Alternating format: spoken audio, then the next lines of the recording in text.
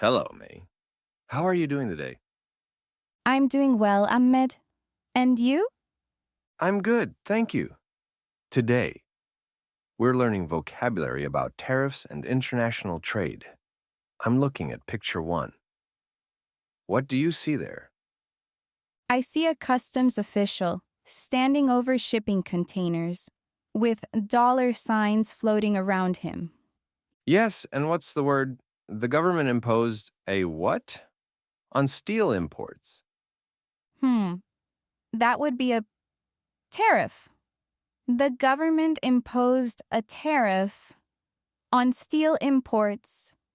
Excellent.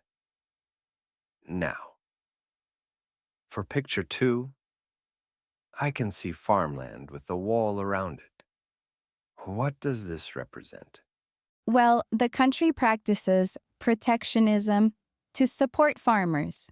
They're protecting local agriculture, don't you think? I completely agree.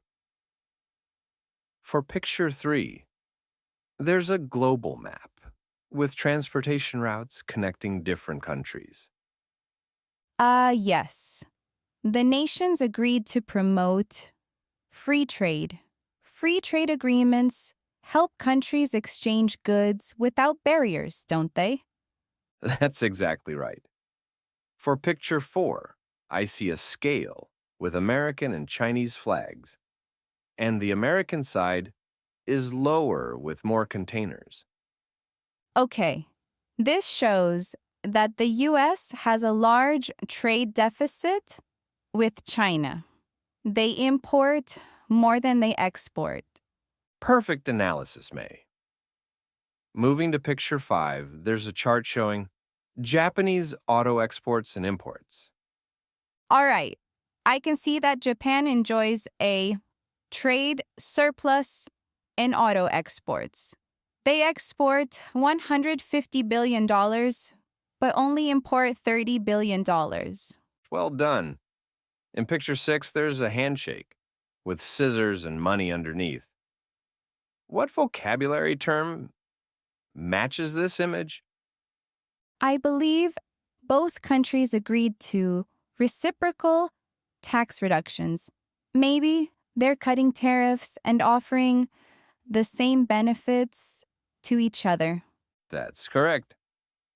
For picture seven, there are trade representatives sitting around a table discussing something. What are they doing? Oh, it looks noisy. I think they're having a meeting where the trade representatives will negotiate new trade terms. Negotiation is a key part of international trade relations. You got it. In picture eight, there's an angry looking Chinese president pointing at someone. What's happening here? Well, this shows that China promises retaliation if tariffs increase. They would respond with their own trade restrictions. Yes, that makes perfect sense. For picture nine, there are hands signing a document. What would you call this? That's clearly a trade agreement. The trade agreement was signed yesterday. These formal documents establish the rules for trade between countries. Excellent.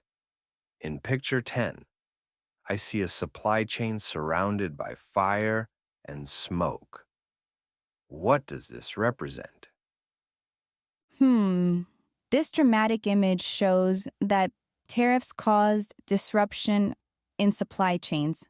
When trade policies change suddenly, the whole logistics process, including manufacturing and shipping, can be seriously disrupted. Very good observation. For picture 11, there's a new factory with many people walking toward it. Yes. And this illustrates that the new factory led to job creation in this region. Tariffs have led to protection of the local economy and new employment opportunities. Really? Is that true? I think many people are not sure about that. And finally, for picture 12, there are people looking confused at many signs about trade policies. Yes, very, very confused.